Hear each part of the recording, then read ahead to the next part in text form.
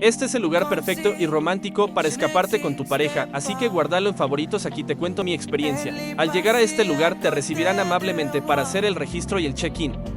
Desde que llegas te sentirás en armonía con la naturaleza. Esta fue nuestra cabaña, así que acompáñame a conocerla. Sin duda la decoración y el interior está de lujo. Cuenta con una cama king size, algunas amenidades en su interior y el baño cuenta con regadera, pero algo que te sorprenderá es que podrás disfrutar de un rico baño en jacuzzi. Todas las cabañas están rodeados de naturaleza, por lo que tendrás una vista y un ambiente inigualable. Y si eres de los que te gusta siempre estar en forma, este lugar cuenta con un gym y un área para practicar yoga. También cuenta con un área de bar donde podrás disfrutar de unas refrescantes bebidas. Mira nada más que belleza del lugar.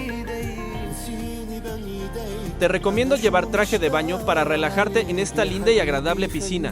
Tendrás la opción de estar en el área de camastros o bien disfrutar de estas relajantes hamacas. Este encantador lugar se llama Shule Tulum y sin duda tu experiencia aquí será inolvidable, así que ve planeando con quién lo visitarás.